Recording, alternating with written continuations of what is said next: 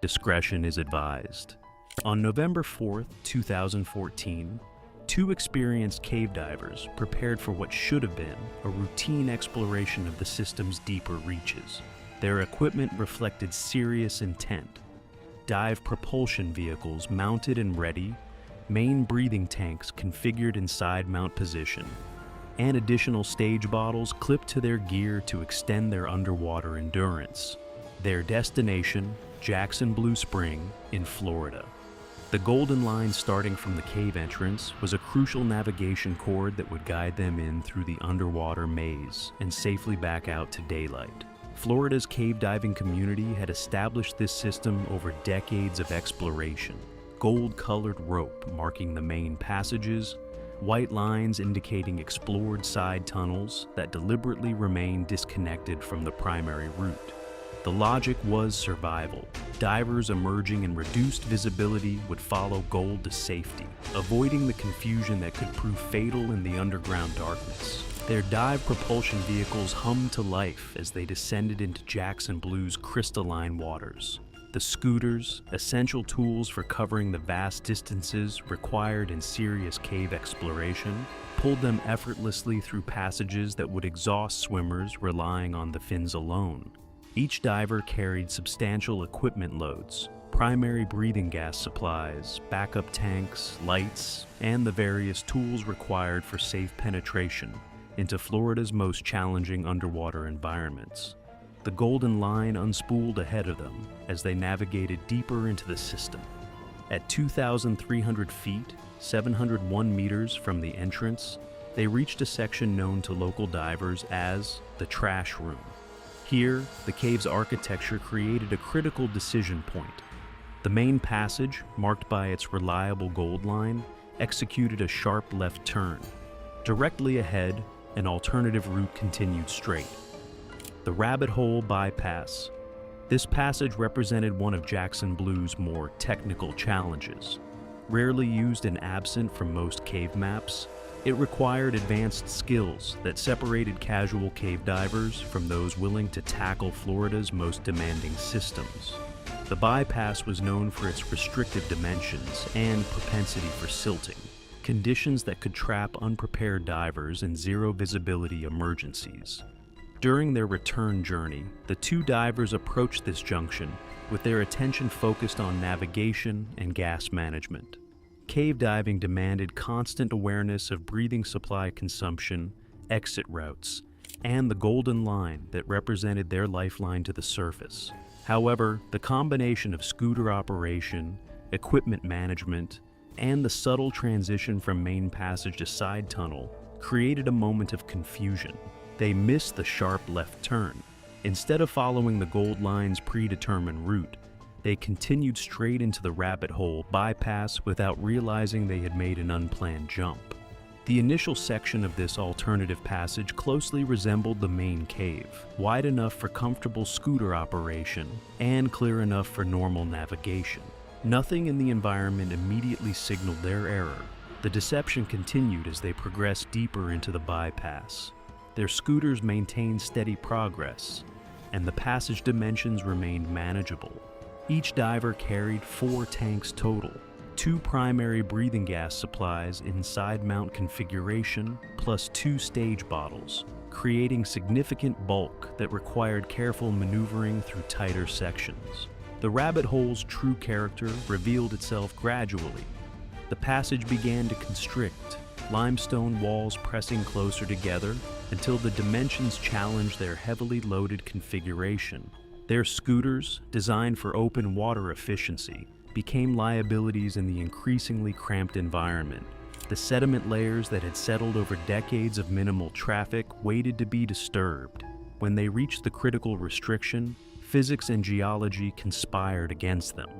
The combination of scooters, breathing tanks, and human bodies could not fit through the available space. Their attempts to navigate the obstacle stirred the fine sediment that lined the passage floor and walls.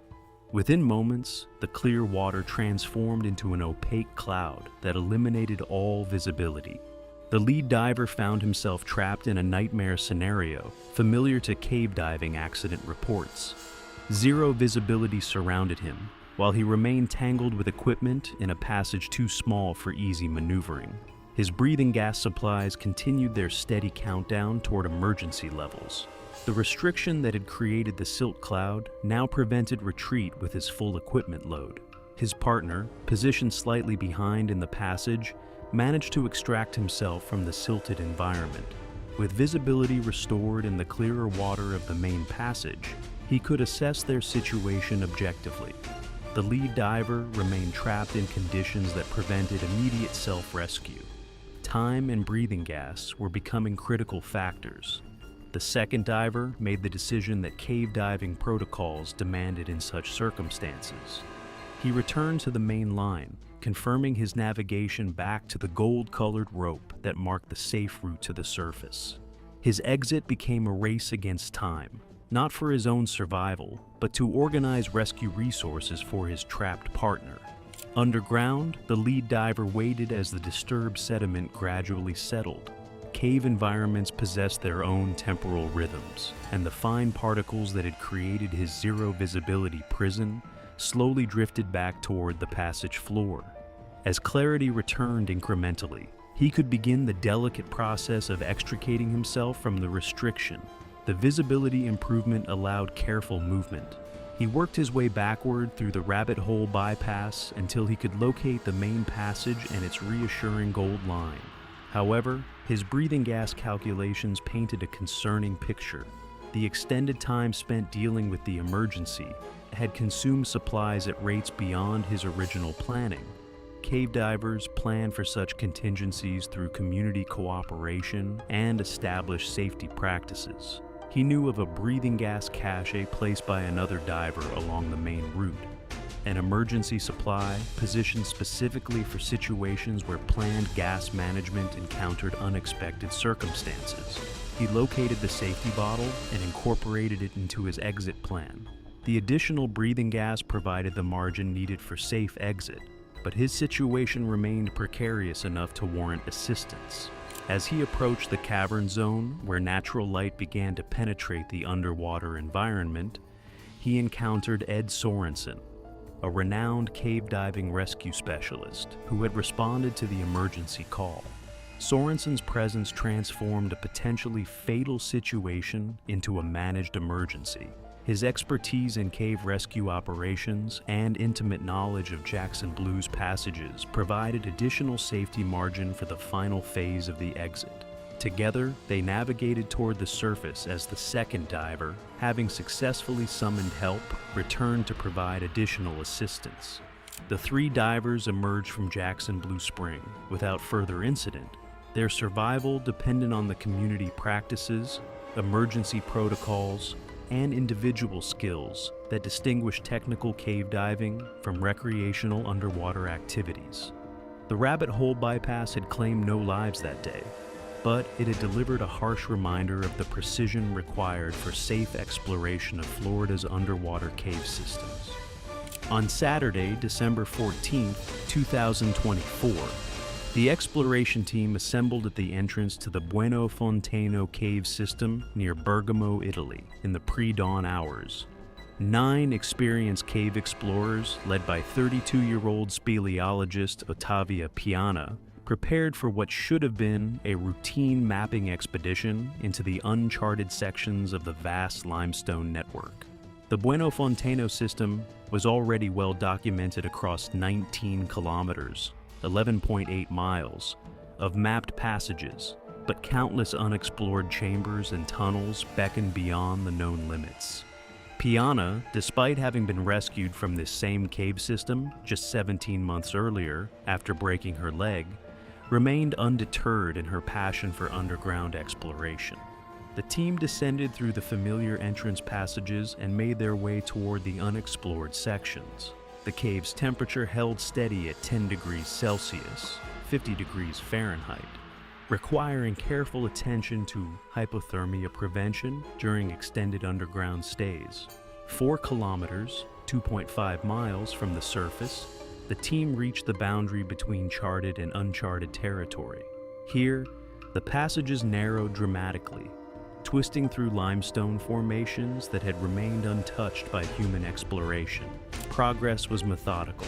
Each step forward required careful testing of handholds and footholds. At approximately 4:30 p.m., the cave betrayed them. Piana was testing a seemingly solid ledge, her full weight committed to the step, when the rock cracked with a sound like breaking bones. The formation, weakened by countless years of water erosion, gave way beneath her feet. Time compressed into horrifying slow motion.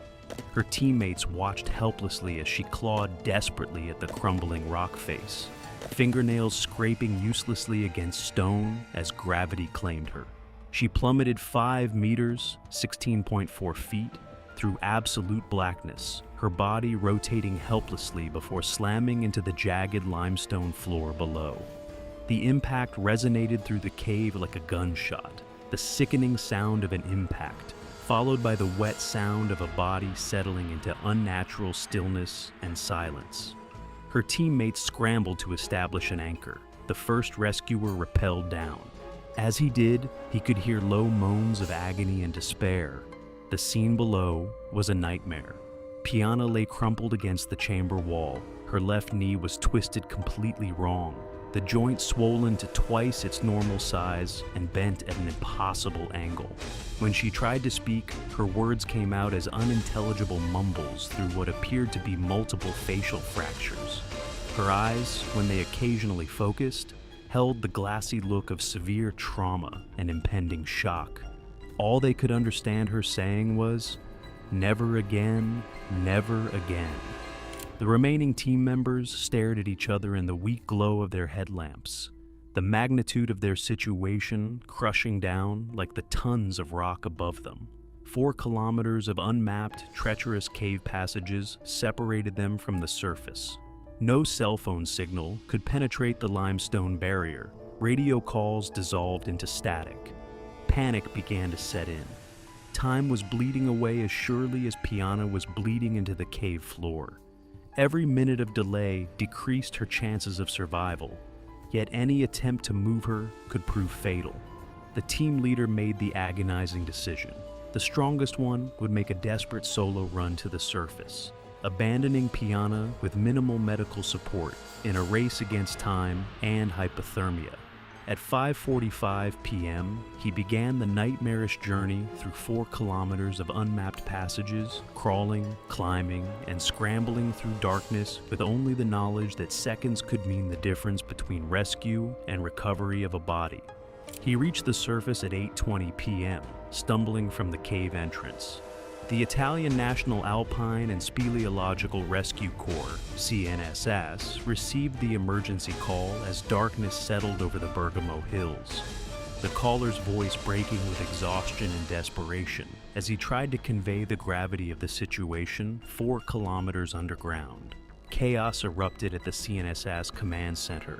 Officers who had managed cave rescues for decades recognized the horrific complexity of the situation immediately. Specialized equipment was loaded into vehicles with frantic efficiency.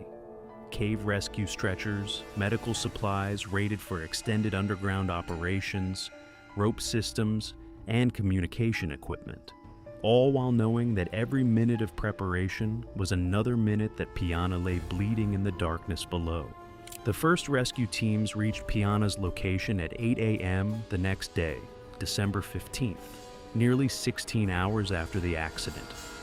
Medical assessment confirmed multiple facial fractures, broken ribs, and a severely damaged knee. More concerning was the risk of internal bleeding and the onset of hypothermia after a night in the 10 degrees Celsius 50 degrees Fahrenheit environment. Piana was carefully secured to a specialized rescue stretcher, her injuries stabilized as much as possible given the challenging conditions. The journey began with teams of 6 rescuers working in carefully coordinated movements. Every 90 minutes, the entire operation paused for medical evaluation and team rotation. In the confined spaces of the cave, rescuer fatigue could prove fatal. A single mistake could endanger not just the victim, but the entire rescue party. She wasn't responding properly, but all they could hear her saying was, "Never again. Never again." By the third day, December 16th, rescue teams encountered their first major obstacle, a passage completely blocked by fallen limestone. The geological instability that had caused Piana's accident continued to threaten the rescue operation. Rocks shifted unpredictably as teams passed, creating new hazards with each hour.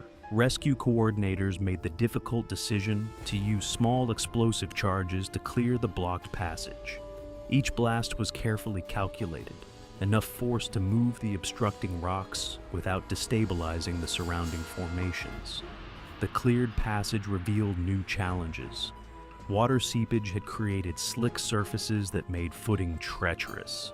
The rescue teams attached fixed ropes along the route, creating handholds for the dozens of rescuers who would need to navigate the same path. Concern mounted as Piana's condition showed signs of deterioration. 3 days underground, even with medical support, was pushing the boundaries of human endurance. Her core body temperature was dropping, despite thermal blankets and chemical heating pads. The risk of pneumonia from her rib injuries increased with each passing hour in the humid cave environment. On December the 17th, rescue coordinators accelerated the operation, bringing in fresh teams and extending working shifts. The telephone cable network now stretched the full 4 kilometers, 2.5 miles, allowing constant communication between the surface command post and the rescue teams. The teams worked through the night and made steady progress. Now it was Wednesday, December 18th, 2024. At 1:30 a.m., rescue teams reached the boundary between uncharted and mapped territory. The familiar passages of the known cave system offered wider spaces and established routes, but 2 kilometers, 1.2 miles of challenging terrain still separated them from the surface. Progress accelerated through the mapped sections. Rescue teams had pre-positioned equipment and established supply caches throughout the known passages.